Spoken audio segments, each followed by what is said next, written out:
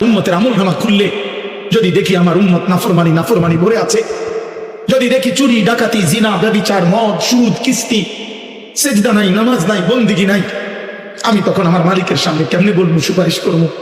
আমার উম্মত যদি আমার বেইজ্জতি করে, আমার উম্মত যদি আমার অপমানিত করে, আল্লাহর কসম নবী সেদিন কাঁদছিলেন।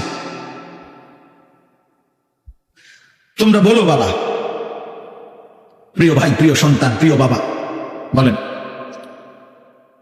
যে অবস্থায় আছেন, এইভাবে নবী সাল্লাল্লাহু আলাইহি সাল্লামের সামনে দাঁড়াইলে এবং আপনারা আমার প্রত্যেকের জিন্দেগির পেশ করিলে সুপারিশের উপযুক্ত হবেন তো? ইয়া রাসূলুল্লাহ, আমি সেই উম্মত মৃত্যু পর্যন্ত যে বিড়ি খাইতাম আপনার সামনে আসছি। ইয়া রাসূলুল্লাহ, আমি সেই উম্মত আপনার মৃত্যু পর্যন্ত যার ঘরে আমি মৃত্যুর সময় রঙিন টেলিভিশন রাইখা কবরে আসছি।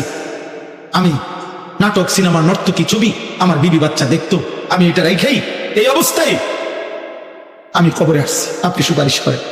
ইয়া রাসূলুল্লাহ, আমি সেই উম্মত, আমার ঘরে 6 জন মানুষ রাত্রে ঘুমাইতো, একজনও ফজরের নামাজ পড়তো না, আমি সেই উম্মত। বলে একটা ছেলে বল, আব্বা 10 বছরে 5 বছরে কোনোদিন মনে পড়লো না তোমার নবী কেমনে চুল রাখতেন? এই যে বেঈমানদের মতো চুল রাখছো, কারে জিজ্ঞাসা করে? তোমার আব্বা নাই? তোমার বলার কেউ ছিল না কোনদিন?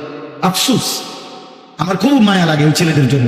মনে হয় আহারে, এদের মনে কোনো অভিভাবক নাই, এদের কপালে একজন অভিভাবক জোটে নাই যে তাকে বলবে যে বাপ তুই এটা কি চুল রাখছ? মুসলমানের চুল না মুশরিকের চুল। 365 দিনে যে কোনোদিন ফজরের নামাজ পড়ে না, আল্লাহর কসম আমার বড় মায়া হয়। আহারে, তার জন্য মনে কাঁদার কেউ নাই।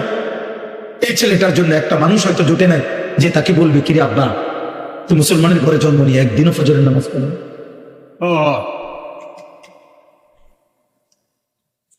আহা, তোমার কপালে বুঝি জুটল না? আহা,